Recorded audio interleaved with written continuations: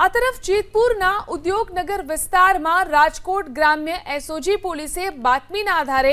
ખેતલિયા textile નામના કારખાના ઉપર દરોડા પાડી ગેરકાયદેસર ગેસ સિલિન્ડરના મોટા રેકેટનો પર્દાફાશ કર્યો। રાજકોટ રેન્જ આઈજી નિર્લિપ્ત રાય અને જિલ્લા પોલીસ વડા વિજયસિંહ ગુર્જરની સૂચના મુજબ કાર્યરત પોલીસે તપાસ કરતા માલુમ પડ્યું કે સાડી પ્રિન્ટિંગના મશીનોમાં ઉપયોગ કરવા માટે કોઈપણ પ્રકારની ફાયર સેફટી વગર જોખમી રીતે ભારત ગેસ અને ટોટલ એનર્જી કંપનીના 93 જેટલા સિલિન્ડરનો સંગ્રહ કરવામાં આવ્યો હતો। પોલીસે ઘટના સ્થળેથી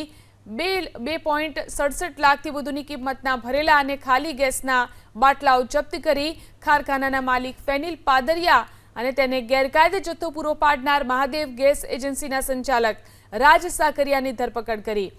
આ મામલે પોલીસે મહાદેવ ગેસ એજન્સીનું ગોડાઉન સીલ કરવાની કાર્યવાહી હાથ ધરી, કારણ કે આરોપીઓ નિર્ધારિત ક્ષમતા કરતાં વધુ જથ્થો રાખી ગેસ સિલિન્ડર રૂલ્સ 2016 અને આવશ્યક ચીજવસ્તુ ધારાના નિયમોનું સરેઆમ ઉલ્લંઘન કરી રહ્યા હતા।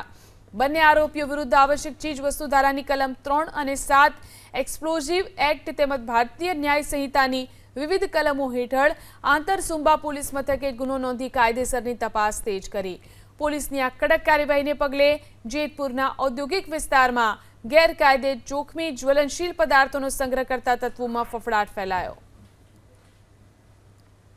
કોઈ પણ ગેસ એજન્સી છે એ એના કાળાબજાર ન કરે અને અત્યારે જે પબ્લિકમાં ખોટો માહોલ ઊભો કરી અને એનો સંગ્રહ ન થાય અને એનો કાળાબજાર ન થાય એના માટે તેને રોકવા માટે આ ટીમને લગાડેલ હતી, જેમાં એસઓજીની ટીમને સફળતા મળેલ છે। જેમાં જેતપુર સામાકાંઠા વિસ્તારમાં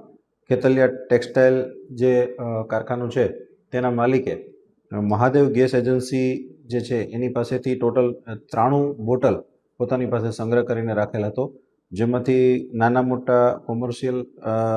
બોટલ ભરેલી 70 જેટલી અને બાકીની ખાલી એવી બોટલ ત્યાં રેડ દરમિયાન મળી જવામાં હતી। આ બંને જણા જે ખેતલિયા ટેક્સટાઇલના માલિક અને મહાદેવ ગેસ એજન્સીના માલિક બંનેની ધરપકડ કરવામાં આવેલ છે